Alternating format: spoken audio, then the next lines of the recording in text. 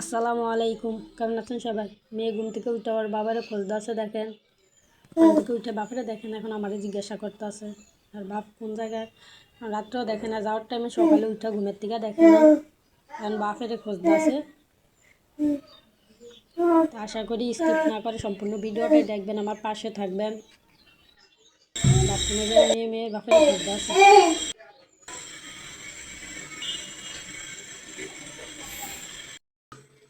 Pasta বানাইতে আসি, রুটি বানাবো মা মেয়েদের জন্য, আর ভাজি করবো। আর মেয়ে আইসে যে টুল টেবিল দিয়ে কী অবস্থা করছে দেখেন, বোতল কুদিক থেকে নিয়ে আইসে এখানে রাখছে। আর এই যে নাস্তা, এখন নাস্তা করবো। মেয়ে দিক দিয়ে বাপেরই খোঁজ দিয়ে আছে, তখন আছে বাথরুমে গেছে, বাথরুমে যায় একবার দেখে, আবার আইসে এই রুমে আইসা দেখে।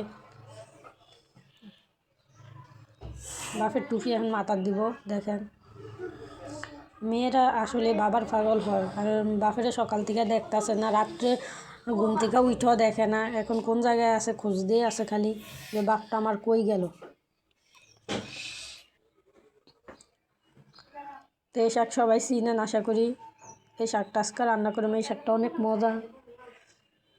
তো এক ভাবি ওনার বাপের বাড়ি থেকে আনছে, তো আমাদেরকে দিছে। কারণ শাকগুলো কাইটা কুইটা নিছি, নিয়ে রান্নাঘর পরিষ্কার করে নিমু, রুমগুলো পরিষ্কার করে নিমু, নিয়ে তারপরে রান্না বসামু। এই যে শাক ধুইয়া নিছি, এখন ধুইয়া পরিষ্কার করেছি, ভাত বসাইয়া দিছি।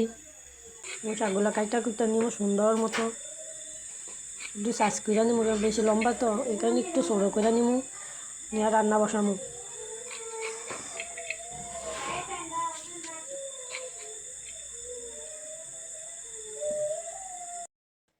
আমি শাকটা যেভাবে রান্না করি আপনারা এইভাবে ট্রাই করতে পারেন। শাক কিন্তু কীভাবে রান্না করলে অনেক মজা হয়। আমি শাকটা বসাইয়া দিছি, একটু হালকা পানি দিয়ে বসাইবেন, শাকে তো পানি উঠবে, তারপর আর একটু পানি দিবেন, দিয়ে রসুন আর কাঁচামরিচ দিয়ে বসাইবেন, হালকা একটু লবণ দিয়া, লবণটা অল্প একটু দিবেন, পরে লাগলে আবার দিবেন। তো দেখতে থাকেন কিভাবে রান্না করি। আজকে কিন্তু বেশি কিছু রান্না করব না, শুধু শাকই রান্না করব, আর মেয়েদের জন্য বেগুন ভাজি করব। ভিতরে মাইয়া মাইয়া কত নালিশ দেখেন।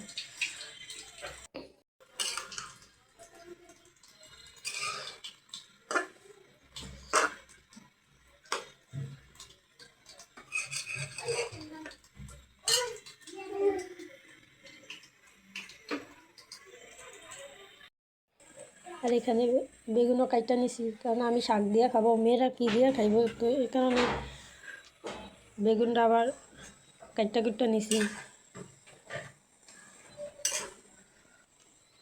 আমি রান্না করতেছি, আমার মেয়ে কাজ করতেছে।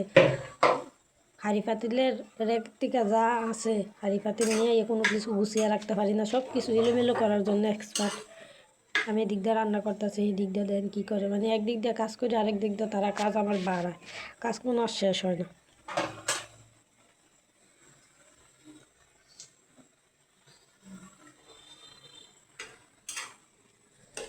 আমি শাকটা শুধু রসুন দিয়া আর কাঁচামরিচ দিয়া লবণ দিয়া সিদ্ধ করতেছি এখন। আপনারা এইরকম সেম এইরকমভাবে সিদ্ধ করে নেবেন, পানি উঠলে একদম পানি শুকাইয়া নেবেন, পানি আছে আমিও হালকা কিছু দিছি।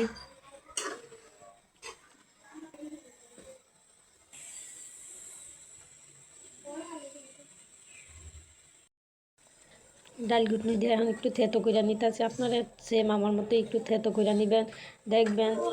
অনেকে ভাববেন এটা কী রান্না, কিন্তু আপনারা রান্না করে দেখেন, সত্যি অনেক মজা।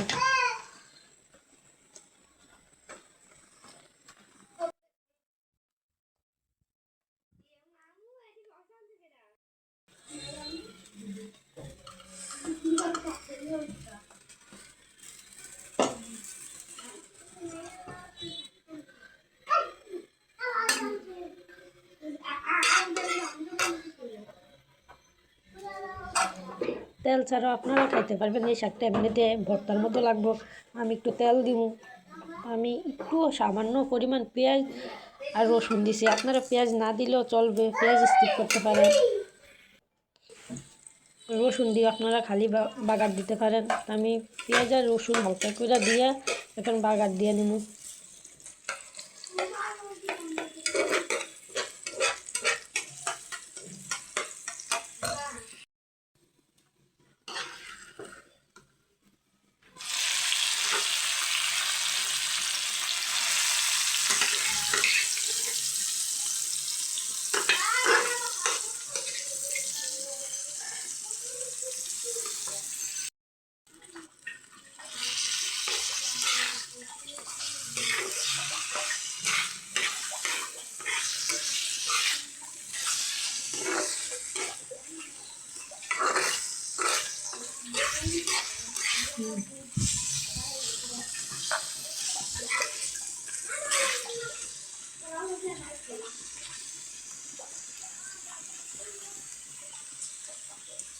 আমার শাকটা কিন্তু রান্না কমপ্লিট হয়ে গেছে।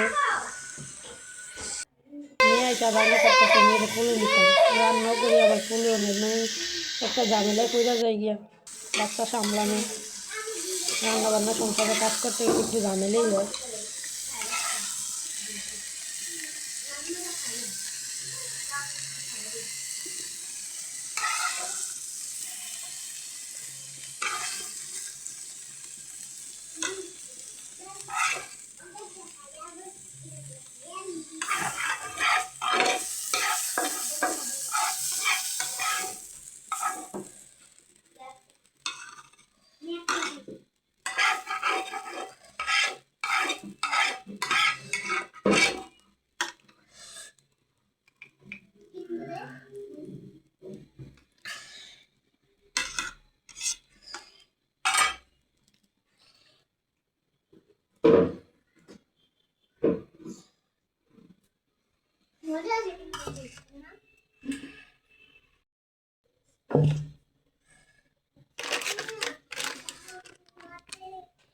শাক রান্না কমপ্লিট, বেগুনটাও ভাজা নিমো, ভাতও মোটামুটি হয়ে গেছে।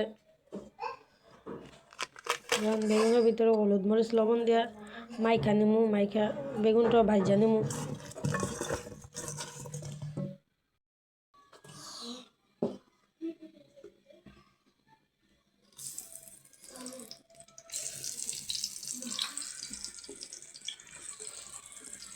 ভাতও হয়ে গেছে, বেগুনটা এখন তেলে দিয়া তারপরে ভাতটা মার গাইলা নিমু।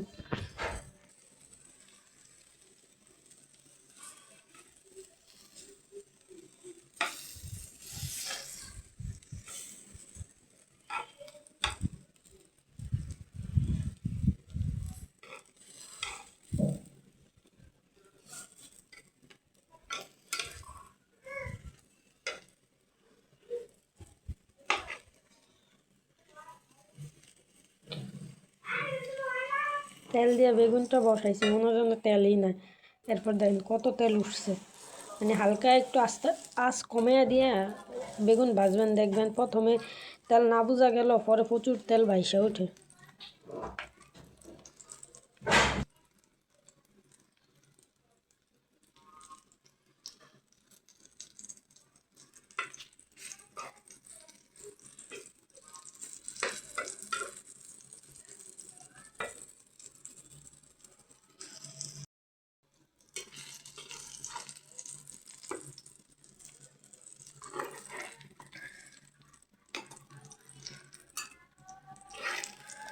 বেগুন আমার ভাজা কমপ্লিট। তা আপনারা বলবেন কেমন হয়েছে শাক রান্নাটা আর বেগুন রান্নাটা, কমেন্ট করে জানাবেন।